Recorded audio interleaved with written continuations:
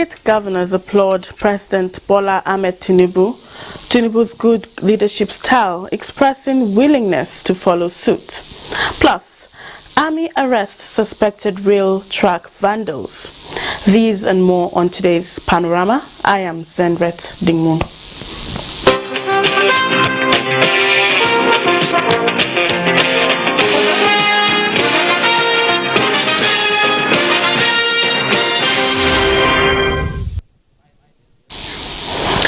State governors have been expressing readiness to follow the example of what they described as a good leadership posture being shown by President Bola Tinubu.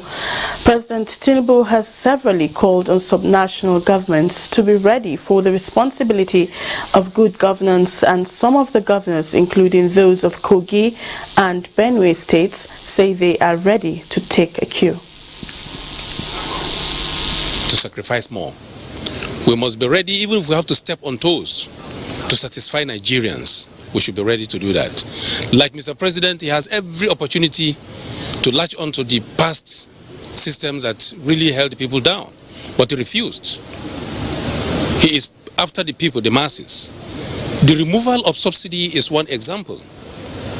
He could have latched onto that cartel and continued the same business without anybody's knowing.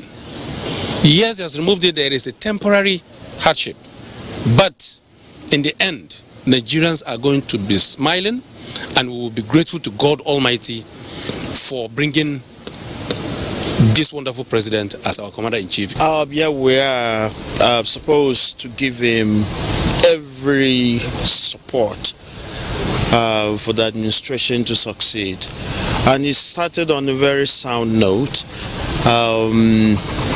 His economic programs are going to be quite pivotal, not just at the federal level, but to all of us at the subnationals.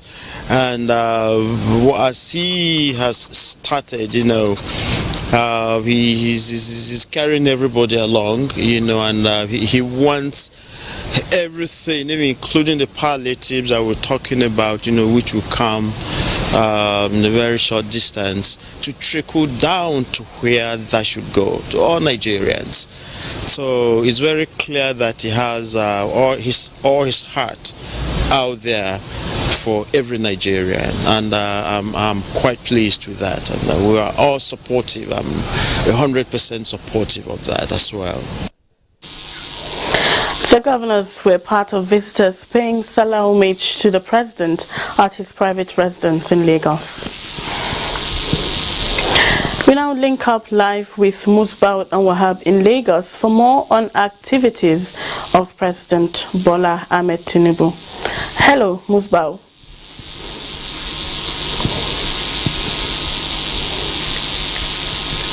Hello, Musbau. Can you tell us what has been the activities of the president since being in Lagos? All right, the Salah break continues for Mr. President, and expectedly he has been receiving visitors who have been coming to pay Salah homage since he arrived here in Lagos State. He's taking some time out to rest as well from official duties, and again he has taken a step further, getting out of his comfort zone to do what it's extraordinary, if I may use that word. What is people are supposed to be paying homage to the president, but it took time out to also pay courtesy calls on two traditional rulers in Ogun State, and that was the first time the president will be going to visit a state officially, apart from his own state, Lagos State. He went to Ogun State, and the first port of call was Ijebu-Ode, where he visited the Awujale of Ijebuland, and similar visits was also paid to the Alake of Egbaland to thank them, and of course show respect that he really appreciates their support during the campaigns and towards his election as the president of the Federal Republic of Nigeria. And since then, the courtesy calls have continued. People have been coming to pay homage to him here at Bodilon in Lagos State. And governors upon governors have been coming. You saw just a few of them some minutes ago. Days before yesterday, others have been coming to identify and, of course, show their love for the president. Okay, thank you so much, Musbao, for that. Now, Nigeria's Vice President Kashim Shettima says the unity of the country is sacrosanct and traditional leaders must play their role in ensuring peace is restored. The appeal was made during a visit to the Sultan of Sokoto on Salah Homage. State House correspondent Abdurrahman Usman Jibrila reports. A reception befitting of the number 2 citizen accorded him at the Sultan Abubakar III International Airport, Sokoto, and the Sokoto State Governor Dr. Ahmed Aliyu leads the delegation to receive him. From the airport, a carnival-like crowd through major streets of the seat of the Caliphate to the Sultan's palace. Another royal reception by His Eminence the Sultan. Unity and security formed major points of discourse as the Vice President restates commitment of the Tinubu administration in addressing the challenges. The Sultan of Sokoto is an institution not only in northern Nigeria but in the West African sub-region, in the Muslim world. There can never be peace without development. There can never be development without peace. Sultan of Sokoto, Muhammad Saad Abubakar, appreciates the effort of the government in the last 1 month, sustaining the tempo of development and addressing major national issues head-on. Policies are important. Some stringent policies are important for us to move forward. But I believe we must always take people along so that everybody knows what we are doing, why we are doing it. And at the end of it, when things are better, people will say, Alhamdulillah, we suffered before, but now we are much better. We support you 100%, inshallah. The Vice President was also hosted at the Government House, Sokoto, by the State Governor, Dr. Ahmed Aliyu, and other political leaders. The Vice President is back in Abuja. From Sokoto, Abdurrahman Usman Jibrila, NTA News. Nigerian military is not relenting in its quest to rid the nation of criminal activities with an assurance from President Bola Tinubu to rejig the system. This played out at a 4 Special Forces Command Doma, Nasarawa State, when 12 suspected rail track vandals were arrested and 2 trucks loaded with railway tracks intercepted. Isa Mohammed reports that the suspects have been handed over to the Nigeria Security and Civil Defense Corps for further investigation. Handing over the suspects at the command headquarters, the acting deputy director of the Army Public Relations of the 4 Special Forces, Major Joseph Adekunle, said the suspects of the rail tracks vandals were arrested during routine patrol and intercepted 5 suspects between Angwanyara and Ajarogu communities along Makodi Road. He noted that the troops further conducted another raid operation at the residence of one of the kingpin through an intelligence reports, which led to the arrest of 7 other suspects connected to the vandalism of the rail tracks along the axis. The suspects were arrested in connection with the finalization of rail track in large quantity, which were loaded in 2 12-tire trucks. Subsequently, during the course of further investigation, prominent citizens within Lafia and Jos Plateau states were mentioned as members of the syndicates. Some of the suspects claim ignorance of the illegal activities, while others admitted being culpable. I came back from school last 2 weeks, Wednesday, so I decided to go on with them so that I will look for what to sponsor myself. And they say I should carry this motor to go load around Ajarogu site. Then I'll come back, and the time where they give me the motor, I tell them say I'll still go back to school around 2 o'clock, go and park student.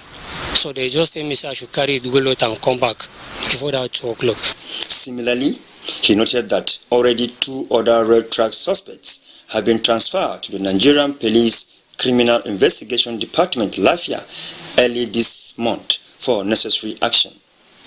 The Deputy Commandant of the Nigerian Security and Civil Defense Corps, National State Command, who received the suspects on behalf of the command, assured the public of thorough investigation and continuous collaboration with other security agencies to free the states from activities of vandals and secure national critical infrastructure. In Lafia, I am Isam Hamad, NTA. Meanwhile, police have arrested 3 suspects in connection with the murder of Naval Officer Sub-Lieutenant Samuel Akimbon at Ido-Ani in Oshe local government area of Ondo State. Toyin Batira reports. Sub-Lieutenant Samuel Akimbon of the Nigerian Navy was reportedly murdered earlier this week at Ido-Ani in Oshe local government area of Ondo State.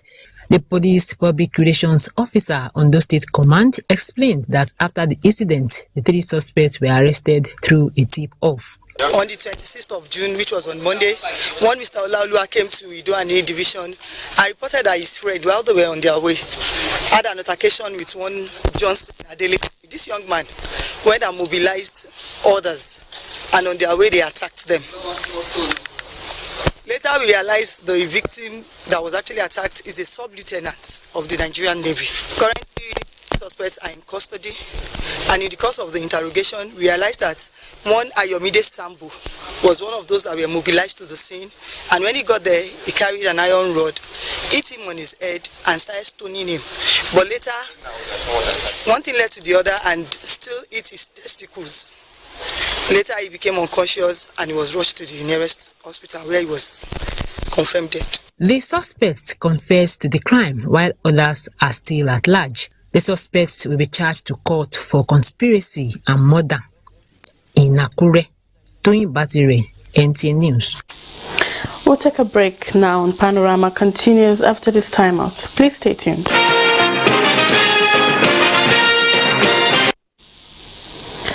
Thanks for staying with us on Panorama.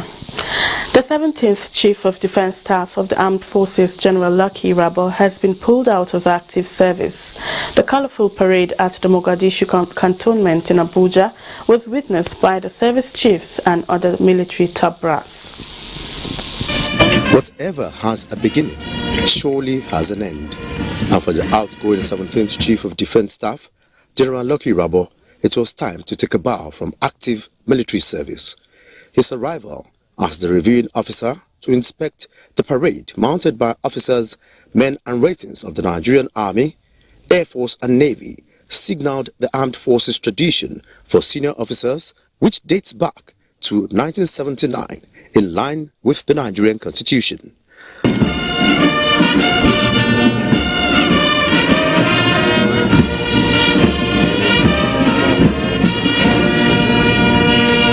This was followed by a march past with the mass band comprising of the Army Headquarters Garrison, Guards Brigade, Nigerian Air Force and the Navy adding glitz and glamour. In his valedictory speech, General Lucky Rabo speaks on 7 cardinal principles of leading armed forces by specific, measurable, attainable and time-bound military that is objective. As I transition into the next phase of my life, I carry with me a deep sense of pride and gratitude for the opportunity to have served our great nation. Our military stands as a beacon of hope, strength and resilience in an increasingly complex world, and I'm honored to have played a part in that noble endeavor.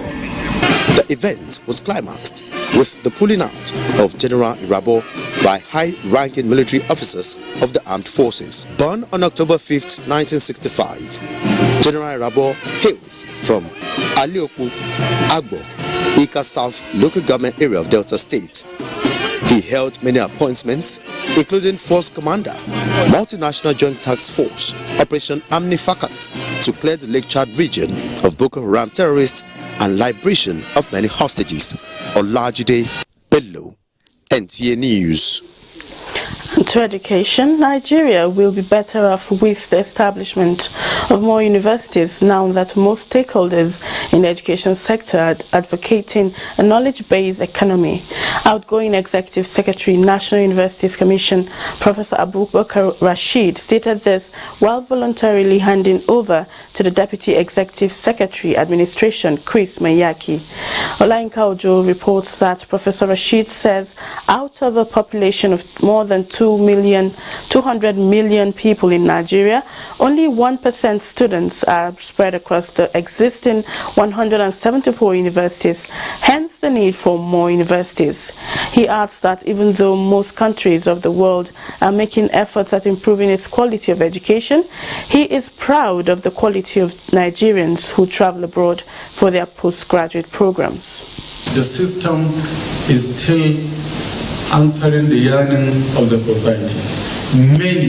Many of our students with ordinary 2-2, lower second class, when they gain admission abroad, many of them end up with distinctions in their masters. Very many.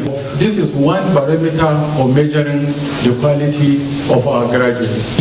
We will ensure that your legacy projects are sustained for the galvanization of Nigeria's higher education that is in acute need of fortified tempo of growth for global competition and relevance. Though his second term as Executive Secretary, National Universities Commission, is yet to expire, Professor Abubakar Rashid says he is voluntarily handing over to enable him return to the classroom before he clocks 70. A Nasarawa state government says the mining of lithium solid mineral in the state will create 500 direct jobs for youths in the state.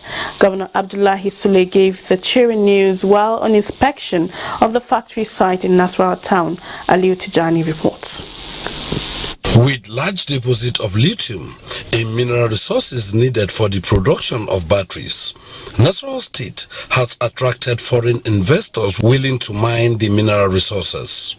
More than $100 billion is expected to be invested in the construction of the factory in Nasarawa town, with 50 Chinese expatriates and 500 youths to be engaged in the mining and processing of lithium. With the capacity to process 3,000 metric tons of lithium daily, the factory will be a game changer in the industrialization drive of the state government.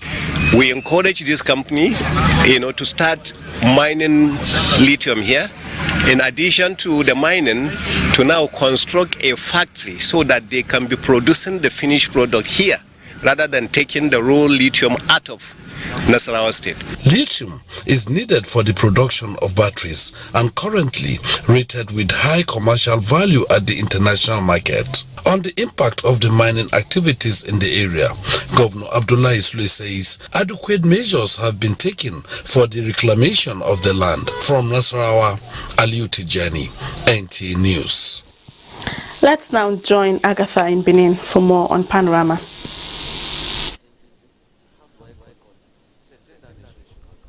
Thank you for joining us in Benin. A warm welcome here. 2023 has snowballed into the second half. Now, no doubt, the year experienced series of events which have kept Nigerians talking. Rosemary Omane in this report gives a review of how the nation has fared from January to June. That's the first half of the year. And of course, people's expectations from the second half. Nigeria in the first half of the year has witnessed a lot.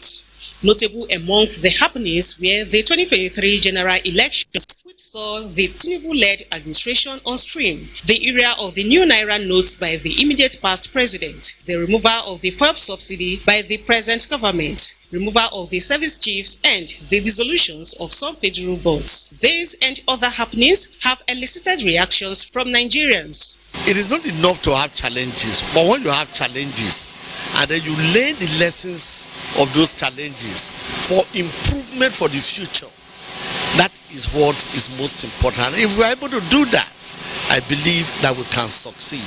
Pray Allah that all of you, including me, God will have mercy on us. Because if God failed to give us mercy, then we are ruined. Some others appeal to the government of the day to seek diverse ways of addressing the socio-economic challenges facing the nation and its people. And now that things are like this, the rate of inflation has gone high. I would advise the government either to bring down the price. If they cannot bring down the price, they should increase salary for the Nigerian workers to meet up with the high rate of inflation in the land. I just hope that what is going on will be for our favor. There are therefore expectations that the second half of the year will be favorable and government at all levels will do the needful. In Benin, Rosemary Omani, NTA News. Rosemary Omani, NTA News. We now hand over to Peter Oibo to give us update in sports.